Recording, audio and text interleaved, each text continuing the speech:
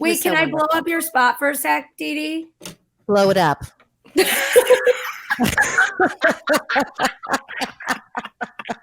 What?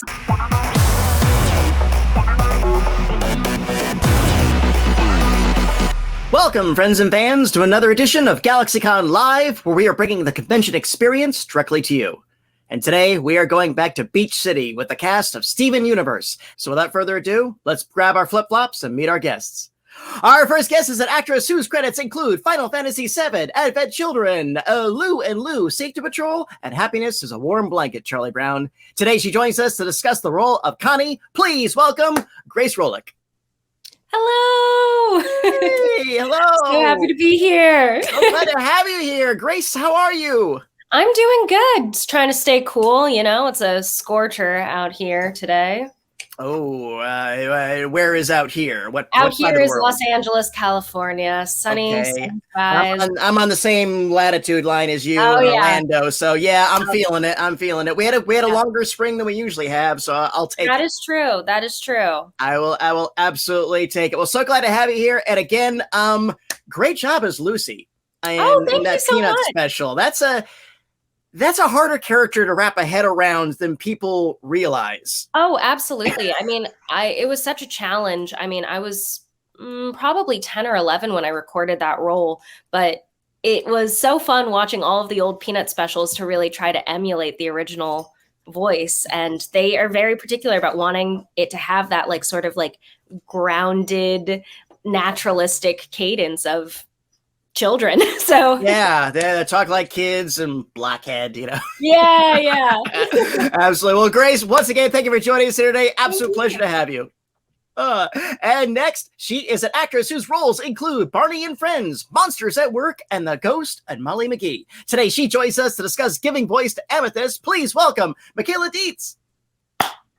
Hi! Hey, Michaela, how are you? I'm like coming straight out of the 90s with this hand gesture. What is up?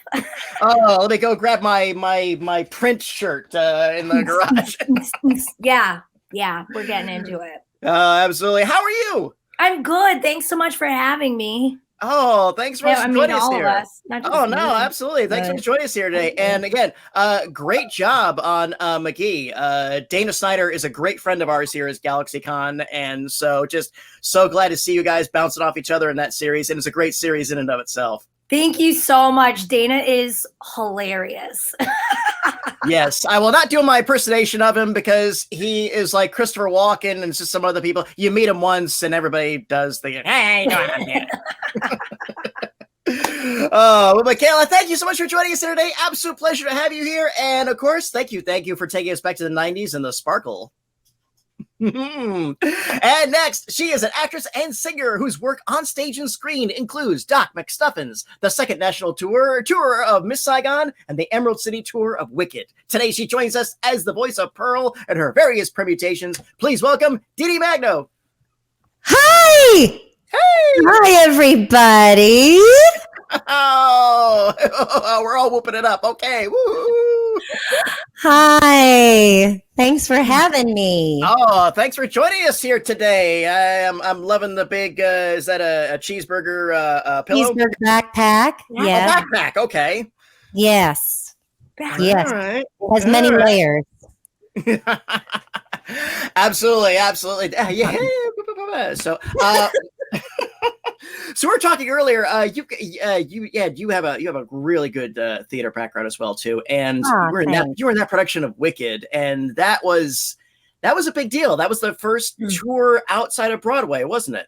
It was. My husband was he was on the show first, and then I was touring with him as wife and mother of our newborn baby. And when our first born was about 18 months old, a part for Nessa Rose came available. I auditioned for it, and as they say, the rest is history. And I got to play Nessa Rose in this amazing production of Wicked. It was really, really fun to do.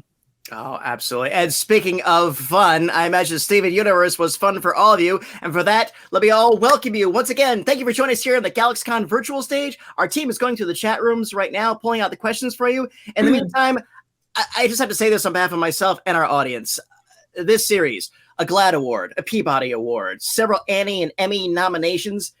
This series is and will always be hailed as a benchmark in animation and inclusion within animation. And I thank you all for being a part of this. And if Rebecca was here, I would thank her and so many wonderful, talented people on the microphone, behind the microphone, doing the storyboards, and even Cartoon Network for taking a big chance on this and sticking by it in the end. So thank you all. I thank you for your talents. I thank you for your professionalism, and I thank you for the performances you brought to these characters. Oh, that's so kind of you to say. Thanks, We're so grateful to be part of a show. I always say I can't take any credit. Rebecca and her team has been amazing, and it's all her brain that created this amazing show. Yeah. So I feel very blessed and very thankful to be a part of it. Same. And it's so funny whenever I always ask her, like, how did you know that we were going to be such good friends? Like, all of us. I mean, she really put together such a great crew, behind the mic, and I guess that would be us. And then on the other side, and on the other side of the booth. It really, yeah. I mean, it's really been an incredible exploration and friendship, and we've really evolved together. Now that the show's over, it's so sad not to see everyone on the regular, but we're still very much in each other's lives. So yeah, absolutely. I mean, it's so nice. Like, I feel like that sort of family dynamic that really comes through the characters on the show really feels so organic and nice as a result of just how well we all get along. And that's not as common as people think. Well, also because a lot of other shows, talent will go in and record individually, but it was really important to Rebecca to have that chemistry in real life, like reflected in the performances. And so we did tons of group records. I've been glad that around the late 90s, early 2000s, that troupe style recording for animation began to come back, and they really looked at it and said, there's value in this, that there really is. And it's just having somebody to bounce off of right then and there. It's always going to be better. And again, you build that rapport. Speaking of going back to people always ask this question all the time, and I always transpose it. So instead of asking, did you always know it was going to be a success?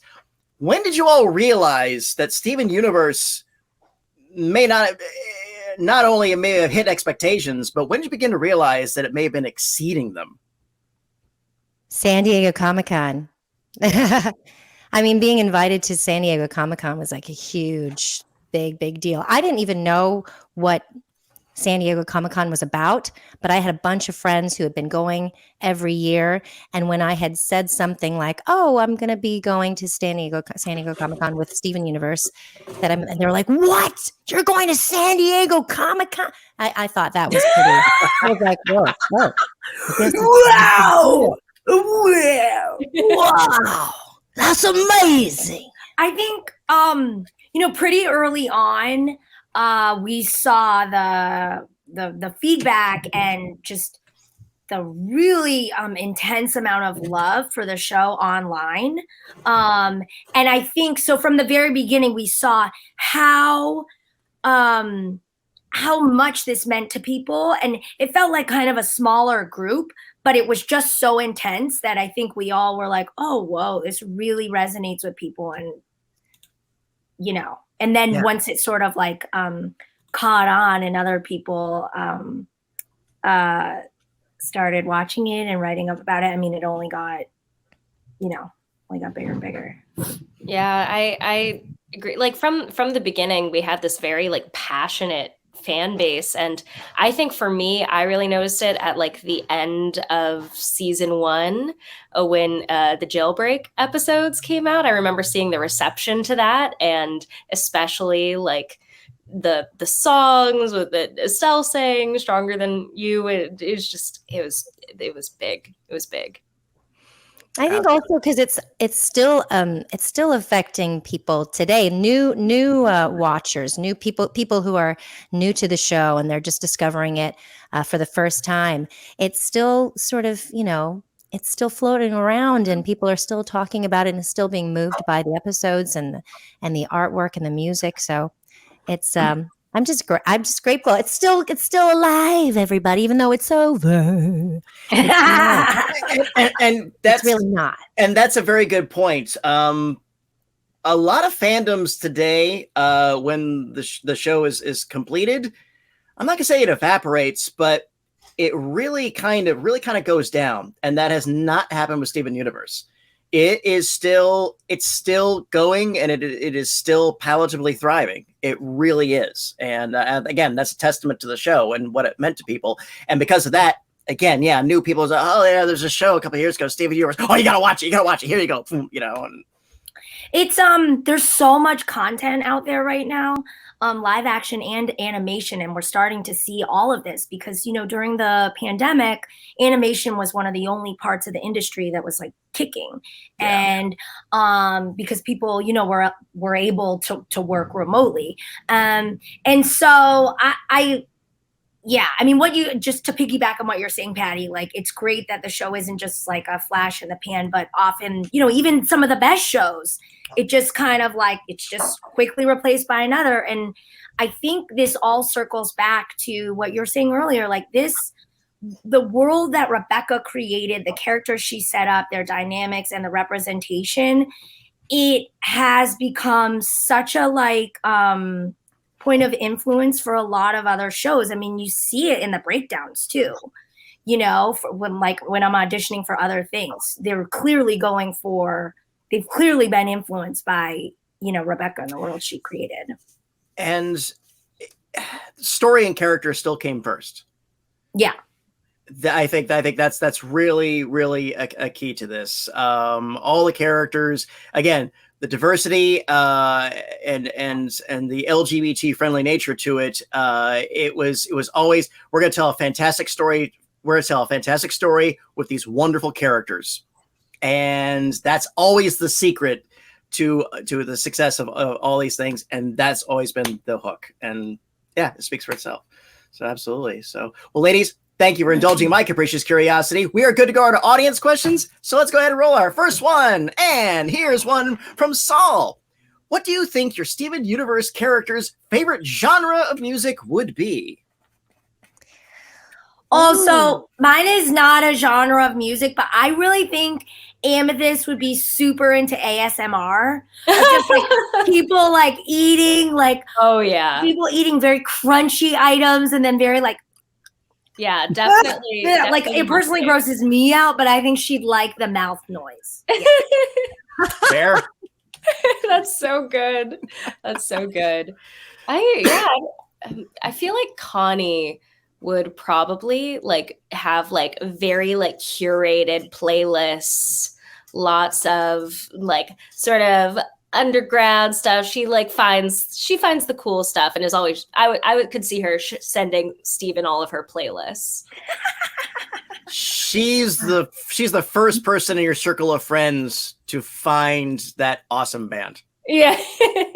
Early adopter. Have you heard these guys? Yeah. I could totally see that. I think Pearl would be into musical theater. I don't know why. I just think that she might be into musical theater. And then, I think that when she's, doing her laundry or doing the dishes, she would probably tune into some soft and easy love song station. I don't know. Some easy listening. The Wave. Listening. Maybe the Wave. Ooh. Maybe some worship music. I'm not sure. I think, I don't know, just something calming. But then she could break out the karaoke machine. I don't know. Just at any given moment. Shapoopy. Saul, fun question to start us off with. Thank you. And what do we have next? From Megan. What was your favorite episode of Steven Universe to work on? And what made it special for you? Ooh. Well, my favorite I always say is the Mr. Greg episode to work on, just because I love that it was so musical. But I just I love that song. It's over, so that would probably be my first answer. There's so many. I like Steven and the Stevens too. Yeah. Classic. Classic. There's a bunch to choose from, but I have to say Sworn to the Sword was one of my favorites to work on, because I didn't know when I started the show that Connie would become this warrior, this swashbuckling star. So it was really awesome to sing with you, Deedee, and also just, pick up a sword and start swishing. Harry. Swish away, baby. That's Mine's my maybe sword not fighting in skills.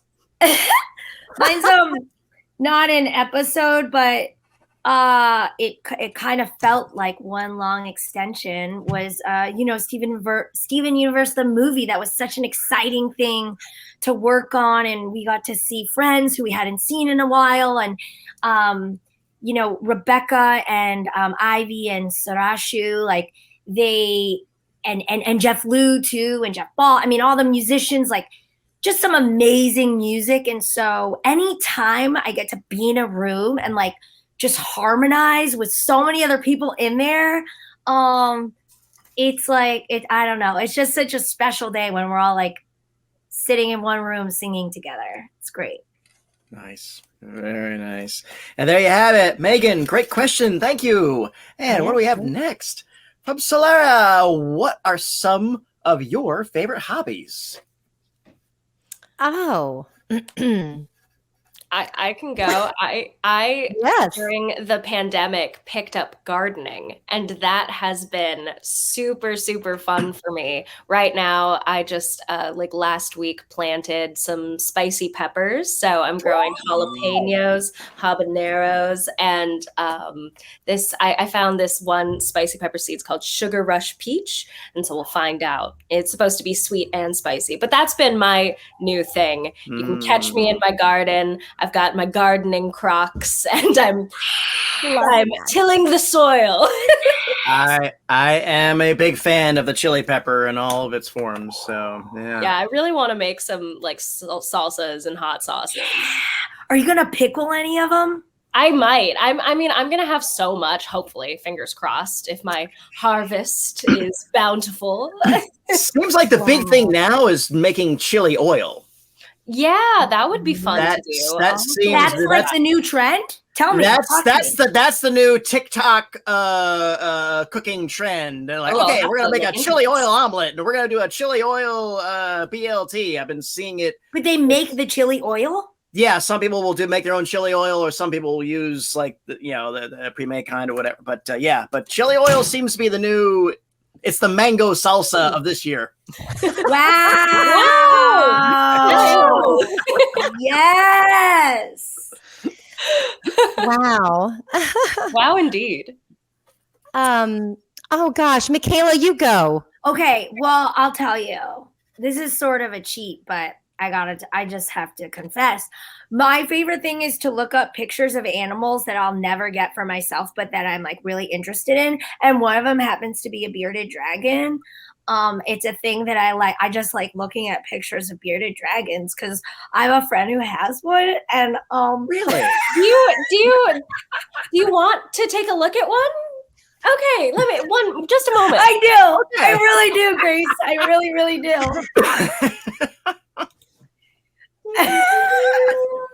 Ooh, I wonder what's behind the cool. Could it be? Blend. Could it be a bearded dragon? Whoa.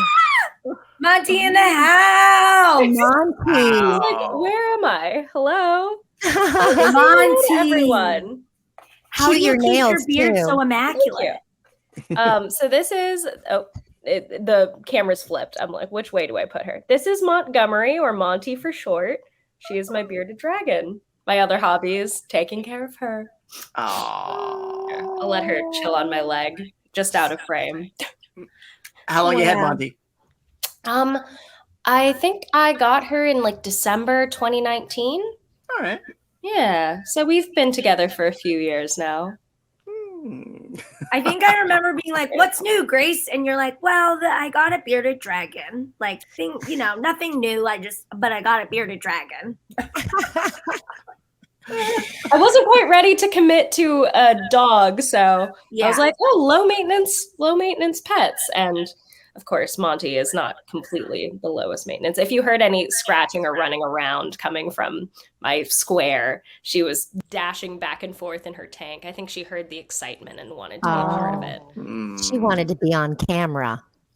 Oh goodness. Well, you guys, I feel like I got two boys. I'm a mom of two sons and two boys, and they keep me very busy. So I feel like I've sort of, latched onto their hobbies, whether it's wrestling or ROTC or a little bit of baseball here and there. That's sort of where I'm at right now. I think I need to find my own little thing. I took up, I like to play the ukulele every once in a while, but I really need to get back on that and just find a little bit of time. I think when the summer hits and school is over, I'll have to rediscover some of my old hobbies. Things that bring me joy. I'm wondering if I have it here. Are you looking for your bearded dragon, Patty? I'm looking for my CD of ukulele hits. Ooh. I don't you can jam out for a bit. Yeah, I don't think I have it down here. No, I don't. When you find it, you got to send me a snapshot. Okay. All right, I will. Yes, I will. But yeah, it's a compilation of like 50s and 60s ukulele singles. Oh, I love it. Love it. Or as someone would call it the ukulele. Ukulele. Yes. Ukulele. Just came back from Hawaii, and yes, they do say ukulele. I'm sure they are, but as a Howley, I just ukulele. Ukulele. Grace, wait, what happened to Monty? Can you just let Monty just roam around? Yeah, she's just on my chair right now. I was wondering if she wanted to climb the chair, but I just wasn't sure. She's an independent woman. Yeah, she's. I would expect nothing less. Yeah, she's like, I make my own money. I put a roof over my head. Wait, I work for me. Under a door or anything like that. She can't. No, she's not. Well, actually, maybe she could. She stays in the tank if there's no supervision. Got it. There she is. Keep an eye on her. She's climbing away. Mm-hmm. I see you, Monty. Just in the corner. Well, there you have it. Solaria, thank you. That was a fun question. What do we have next? Here's from Yilda. I hope that pronounced that right. Ooh, does everybody have a favorite cuisine they would like to go on record? I love Japanese food, specifically sushi. I'm like a sushi hound. Mm-hmm. Yeah. I love me some good sushi. Yeah. But I'll honestly eat anything. I'm really adventurous. I have been on like a Greek food kick recently. Oh. I just got this recipe for like a lemon chicken soup called avgelemino, and then it's so good. I'm really excited to make it, but it's like viscous, which sounds because you like it's like some like thick egg. Yeah, oh, it's so good. But I love everything. I've been really into Korean food recently too. Been eating a lot of sundubu. Oh yeah, you have. Yeah, you got the flatulence to prove it. Yeah, love my soups. I love food. Unlike Pearl, I love to eat everything from cheeseburgers to Korean to Japanese. I like all of it. You're like, what's your favorite type of cuisine? And Deedee's like, the edible kind. Yes. I love anything edible. Yes. Love it. Tastes good. Well, Deedee, with two teenage boys, I imagine it's They're eating us out of the house. So if you could just cook something just for you, what would that meal be? Yeah. What I would cook, I when I cook, it's like more like a easy peasy, what everybody will like. So when I go out to eat, I'll go get something that I don't really normally cook at home. Sure. I love to eat, the Korean barbecues, the Japanese, the sushi, the things that I don't normally make at home. There you go. Yeah. There you have it. Big fan of sushi as well. And when I turned 50, I said the best thing about turning 50 is that I can now ask for a fork. Hi, I'm 52. For that, thank you. It's just wow, you look great, Patty. You look Patty, great. I didn't know you were ageist. Come on, man. It just makes it easier to lower it in the soy and just Oh, you mean for sushi? You use a fork for sushi? Yes, I'm a barbarian. I admit it. No, use your fingers then. Just hand sanitize, wash your hands, and then use your fingers. Isn't that what they do? Yeah, I often if I'm getting you're at the bar and they serve you mostly I eat it with my fingers. Yeah, forget the fork. All right. I will do that. Wow, we just utensil shamed Patty.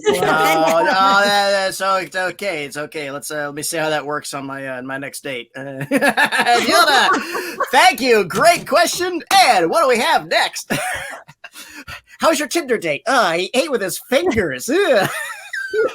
You can use a fork if you like. Honestly, I think you'd get a weirder reaction eating sushi with a fork. I'm sorry. I do eat it. I do eat it with the sticks. But there's sometimes you get somebody at the table orders one of those really big fried, crazy Americanized sushi things that really doesn't exist, but it's it's just too big to flop around. So that's what I'm just like, all right, I must add this. I hear you, Patty. I hear you. So there you go. So you get out your pitchfork. Yes, exactly. You gotta shovel it in, you can eat like Filipinos and they use a spoon and a fork. I love that. They use a spoon and a fork. They scoop they put it in the spoon. They've used the fork and put it onto the spoon, and then you've got a spoonful of food, and it's easy peasy and it's clean. This panel is making me so hungry. I swear. All right, let's. Lyra, thank you. Fun question, and we have one from Anonymous, which wants to know, what do you think is the best combination of crystals for your character? Ooh, for their energy. I mean, for amethyst, definitely an amethyst. Because it's cleansing, it balances. That's a great thing about being on this show. I've learned so much about crystals. Oh, excuse me, I'm gonna sneeze. Bless you, bless you, bless you. Sorry, sorry. I'm in the garage. It's really dusty. All right. Oh. Yeah. Sorry, amethyst would be into amethyst. Well, Pearl isn't a crystal. So, but what would Pearl be into? I don't know enough about crystals. I don't know enough about crystals. When you said that, I was like, oh, I didn't do my research. Diamonds aren't crystals. Ooh, yeah. Well, I think for Connie, pink diamond or rose quartz, and either of those two are the most up her alley, probably. Fair. Are diamonds crystals? I mean, they're gems. They're gemstones, and they're part of the show's mythology, and so I haven't studied up on my rock science. Yeah.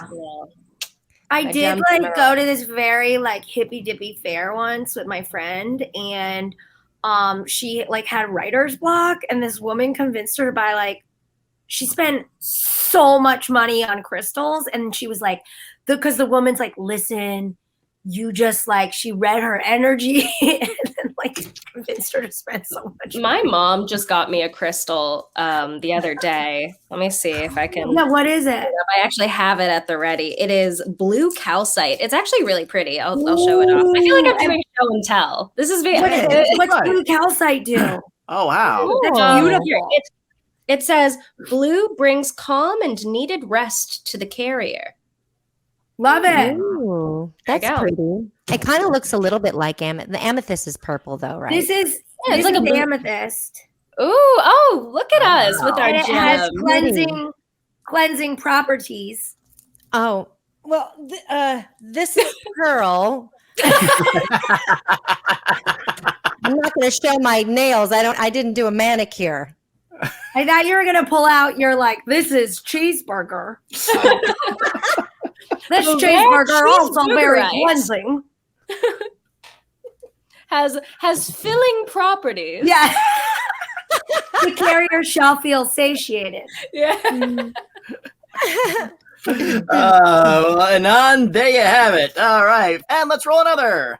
What do we have from Sleepy? From Sleepy. I'm Sleepy too. Okay, if you had a chance to Ooh. hang with your character, what would you do for the day? We would go and do some laundry and then sing a little bit of karaoke and maybe do some sword fighting. I don't know. Maybe. There you go. There you go. Yeah, I would want Connie to teach me some of her moves.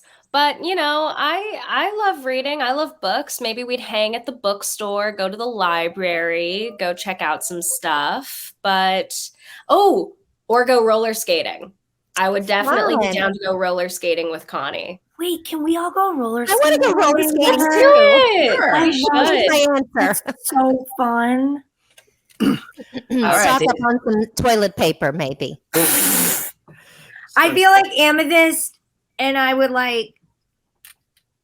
go grocery shopping or hit up a buffet and then maybe just go troll some people on the boardwalk. I don't know. I Ooh. mean, have a water balloon fight. That sounds like fun. And then everybody go to the all skate. Yes. Oh, there you have it, Sleepy. Fun question. Thank you. Oh, what do we have next? And here's one from Trent. What was everybody's most positive, memorable fan experience? I'll just adjust it like that. Well, I remember when, and forgive me, I forgot the name, but when there was a proposal that happened at the convention in Yes. Atlanta. Do you remember that? Well, Ren. It was Michael and Ren. Michael and Ren, yes. And they were from, Ren worked at Cartoon Network Atlanta, right? Yeah. So that happened at MomoCon in Atlanta. That was Amazing. so sweet. Wait, was can so I blow wonderful. up your spot for a sec, Deedee? Blow it up.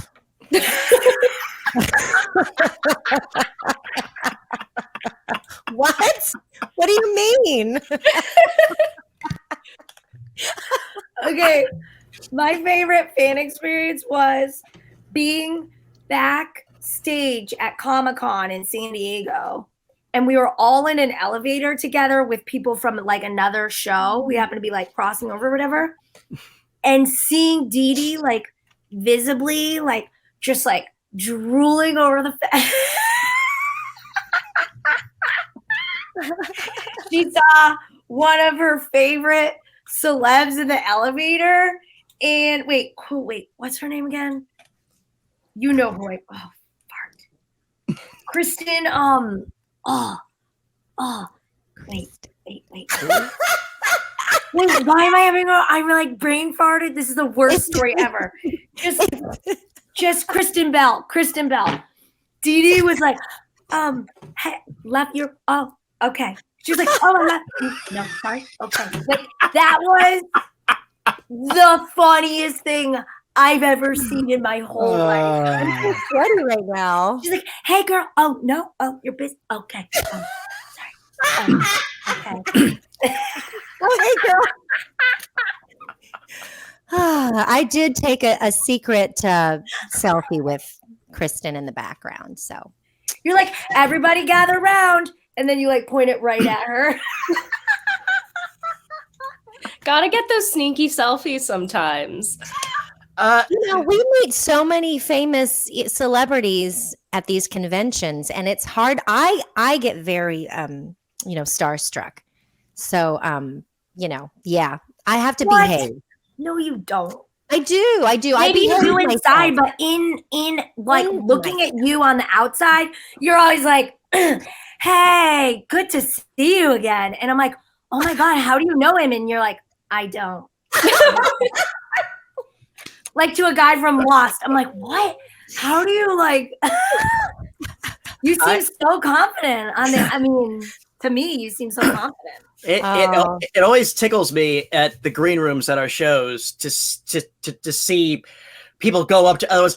I'm sorry, I'm such a fan of yours. And I see actors go up to wrestlers from the 80s. Be like, I watch you all the time. I see people, go walk up, and it's such a crop. I saw Peter Capaldi, guy who played Doctor Who, go up to the cowboy from the Village People, completely geeking out and say, "Wait, you're a cowboy from the Village People, right? Oh, can I get a picture with you?" That's what I love seeing that at the shows. It's so cool. We're just all people, We are all. Wait, how did he know he was from the Village People? I would never. Because when he goes to the shows, he dresses in the cowboy outfit.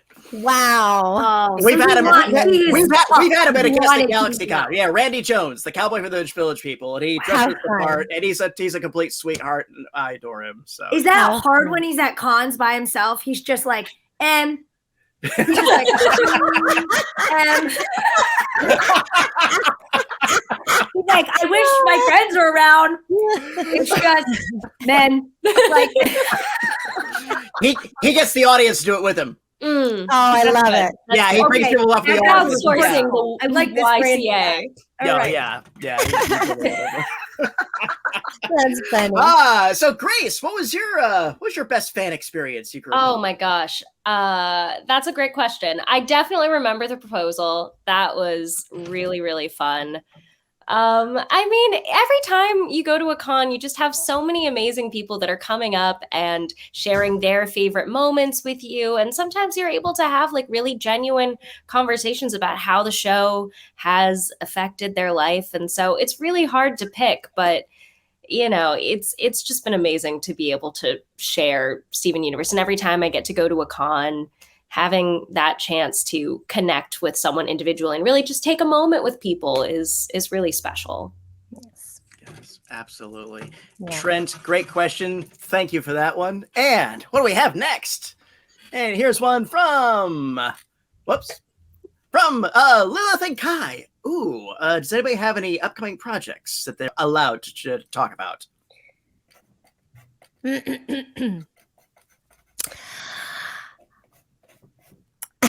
I can't talk about one of them, but I am excited. Definitely excited. There is something. Yeah. I think you're allowed to say that you have something, but you can say, yeah. Yes. Yeah. Oh, there's one I can talk about. I'm on the next, I'll be in the season 2 of Fairfax, which is coming out this summer. Cool. It's on Amazon. It's animated. Woo! I play a church girl named Jennifer Park, who you saw in season 1, and you'll see her again in season 2. But the other stuff that I'm working on right now, I'm so excited about, and I so cannot tell you about any of it. Wow. Fair. Super excited. Yeah, I can't mention anything that hasn't already been announced yet, but as far as what I've been working on recently, I've been doing a lot of video game stuff, which has been super, super cool. I got the chance to be the latest radio DJ of the Fallout series and the Fallout Wastelanders expansion of, I think, so if you're walking around the post-apocalyptic space and you put on the radio, you'll hear me introducing some oldies, which was really, really cool to be a part of. And that's already out, which is super exciting during the pandemic. 76? Yeah, it's Fallout 76. Okay, yeah.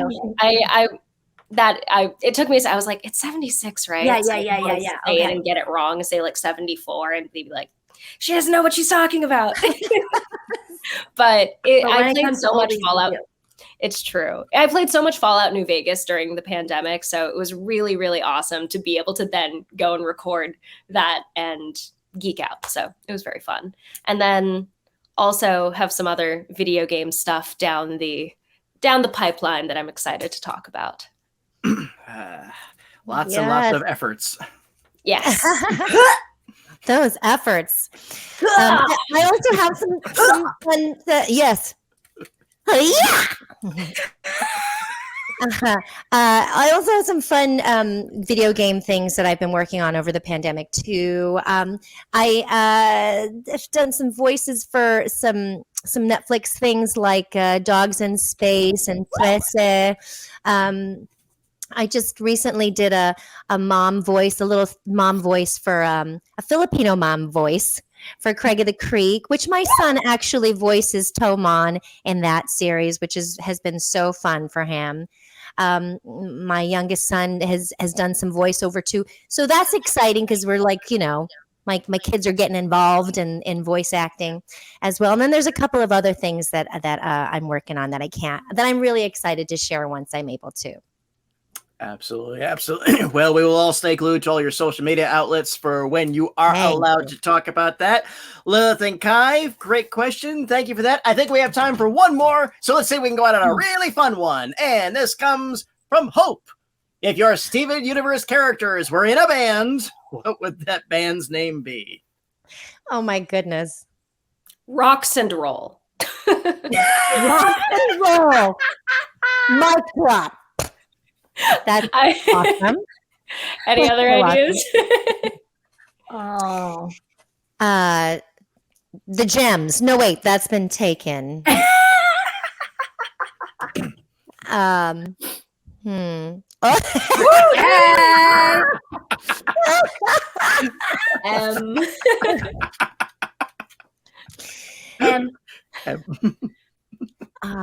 Gosh, that Rocks and Roll is amazing. You can't top that one. I was thinking Monty and the Three Gems, but Ooh. Hey, I feel like Amethyst would just throw words together like teabag munch apocalypse. It'd be like this very like, or just be like your mom. Like she'd just be like, yeah, your mom. That'd be a great band name. I would listen to Your Mom. Your mom. Your mom. Yeah, that's nice, very nice. juvenile and Amethyst. Like Jams. Ooh. Jams. Yeah, all right. This is a good one. Ladies, this has been an absolute delight. Any final words before we take our leave? Thank you. Thanks, Patty. Thank you. It has been so fun chatting and answering questions and showing off this lizard lady here. Sending love and virtual hugs to everybody. Ladies, it has been my absolute pleasure to serve you once again. Thank you for joining us on the GalaxyCon virtual stage. Thank you to our audience for joining us. And as always, thank you for those great questions. Hope to see everybody again soon. Until then, bye-bye, take care. And remember, friends, smiles are free, so spend them often.